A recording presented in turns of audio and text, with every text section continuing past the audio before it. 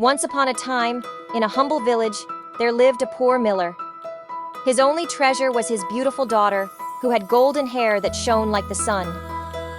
One day, the miller found himself in the presence of the king, eager to impress the royal figure. "I have a daughter who possesses a remarkable talent," the miller boasted. "She can spin straw into gold." The king's interest was piqued, and he said, "Such a skill would be invaluable. Bring your daughter to my palace tomorrow, and I shall put her to the test." The following day, the miller's daughter stood before the king. He led her to a room brimming with straw, handed her a spinning wheel and a reel, and declared, "You must turn this straw into gold by tomorrow morning, or you will meet a grim fate." With that ominous ultimatum, the king locked her in the room, leaving her alone and bewildered. She had no clue how to perform such a miraculous feat, and despair washed over her as she began to cry. Suddenly, the door creaked open, and a diminutive figure entered. The little man inquired, "Why are you crying, Mistress Miller?" The girl replied, "I'm tasked with spinning straw into gold, but I have no idea how to do it." The little man proposed, "What will you give me if I perform this task for you?" The girl offered her necklace, and the little man, with an air of magic, spun the straw into gold with a few swift turns of the wheel. As morning approached, the king was astounded by the sight of gleaming gold. Yet, greed still consumed him. He ordered the miller's daughter into a larger room filled with even more straw, demanding that she turn it all into gold by the following morning. Desperate and helpless, the girl once again found herself in tears. The same little man appeared, asking, "What will you give me to spin this straw into gold once more?" The girl offered her ring, and the little man spun the straw into gold with equal swiftness. The king, intoxicated by wealth, was elated, but he hungered for more.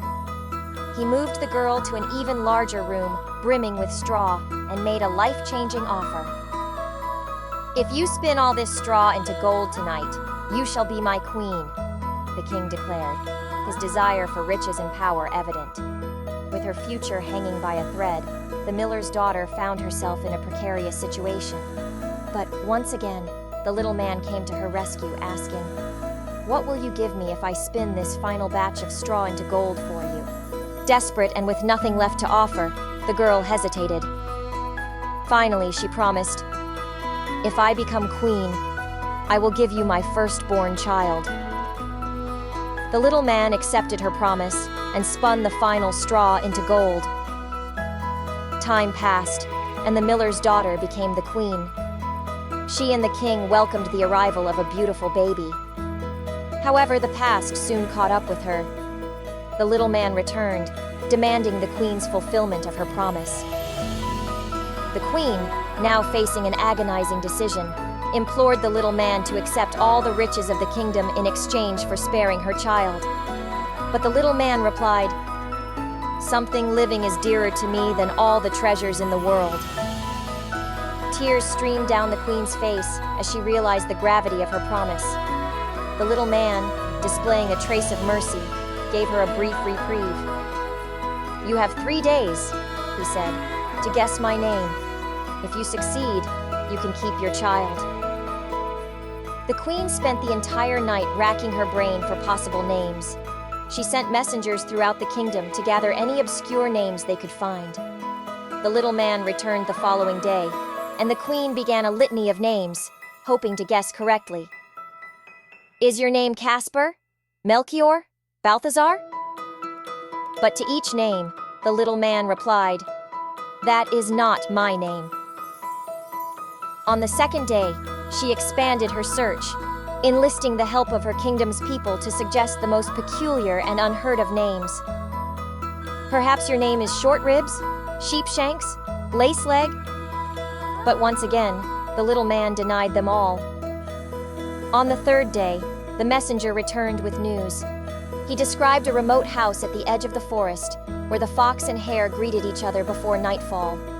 Outside the house, a peculiar little man danced around a fire, proclaiming, "Today I bake, tomorrow brew, the next I'll have the young queen's child."